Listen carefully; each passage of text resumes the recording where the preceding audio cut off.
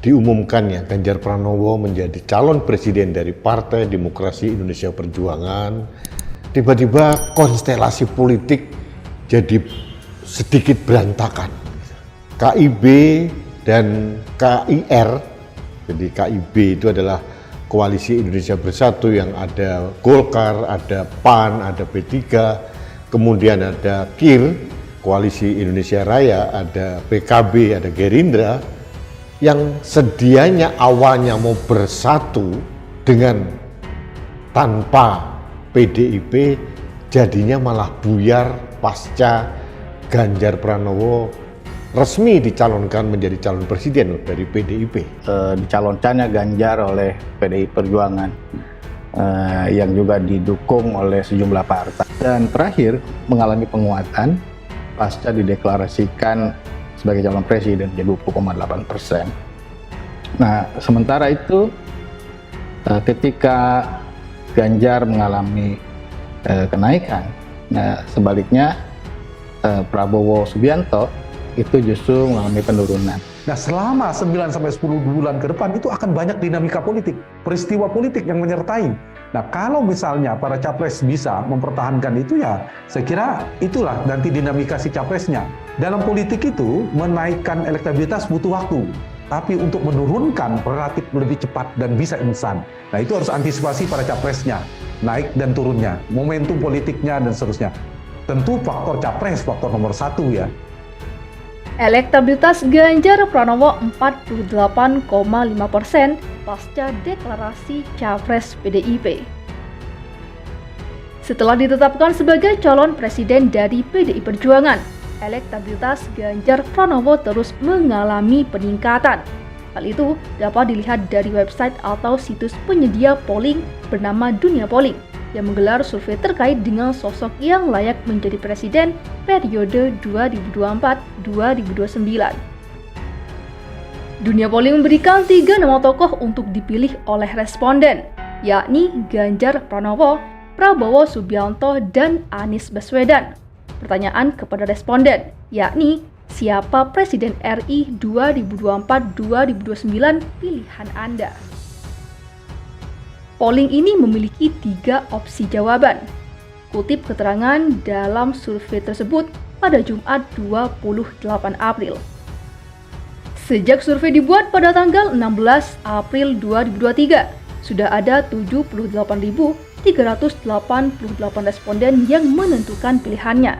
Dari total suara itu, Ganjar menjadi sosok yang paling banyak dipilih dengan persentase sebesar 48,5%. Kemudian disusul oleh Prabowo sebesar 27,6%. Posisi ketiga ditempati Anies dengan perolehan suara sebesar 23,9%. Dalam keterangannya, responden hanya memiliki 1 kesempatan untuk memilih. Segala bentuk kecurangan akan dianulir. Melakukan pemilihan berulang kali tidak diperbolehkan. Kami tidak mentolerir setiap kecurangan yang dilakukan dan akan menganulir semua suara yang berindikasi dilakukan oleh bot. Kutip keterangan dari website Dunia Polling. Survei SMRC. Pemilih kritis pilih Ganjar 20,8%, Prabowo 15,8%, dan Anies 11,4%. Saiful Mujani Research and Consulting atau SMRC merilis survei terbarunya pasca penetapan 3 nama menjadi bakal calon presiden untuk pemilu 2024 mendatang. Ganjar melengsek ke posisi atas dengan perolehan 20,8%. Ikuti Prabowo Subianto 15,8% dan Anies Baswedan 11,4%. Hal itu disampaikan Direktur Riset SMRC Denny Irvani dalam rilis temuan survei terakhir elektabilitas bakal calon presiden pada pemilih kritis nasional pada periode 25 sampai 28 April 2023. Ini mengindikasikan bahwa Ganjar mengalami kenaikan signifikan dari 13% pada 4 sampai 7 April 2023.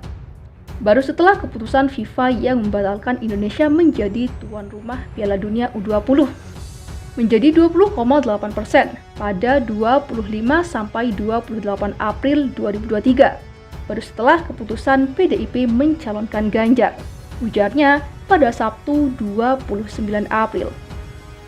Sementara kata Denny, dukungan pada Prabowo sebesar 18,3% menjadi 15,8% dan Anies 10,7% menjadi 11,4% pada kurun waktu yang sama. Kenaikan Ganjar terjadi dari akumulasi penurunan pada Prabowo, pada pemilih yang belum menentukan pilihan sebelumnya, dan pada pemilih calon-calon lain. Denny menjelaskan bahwa pemilih kritis adalah pemilih yang punya akses ke sumber-sumber informasi sosial dan politik secara lebih baik, karena mereka memiliki handphone sehingga bisa mengakses internet untuk mengetahui dan bersikap terhadap berita-berita sosial dan politik.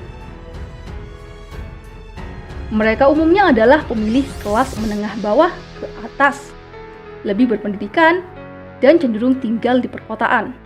Mereka juga cenderung lebih bisa mempengaruhi opini kelompok pemilih di bawahnya.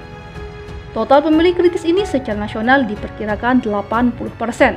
Karena itu, survei ini tidak mencerminkan populasi pemilih nasional 100%, jelasnya. Dilanjutkan Denny bahwa elektabilitas baca pres dalam 3 tahun terakhir cukup dinamis.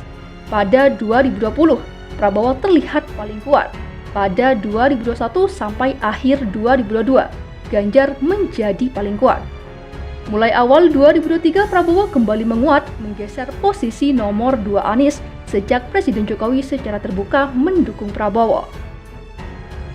Puncak dukungan pada Prabowo adalah pasca keputusan FIFA membatalkan pelaksanaan Piala Dunia U20 di Indonesia, di mana Prabowo mendapat dukungan 18,3% dan Ganjar turun signifikan menjadi 13% pada 4-7 April 2023 dari 16,2% pada Maret 2023. Setelah itu, Ganjar mulai pulih dan menguat signifikan pasca pengumuman Ganjar sebagai calon presiden oleh PDIP.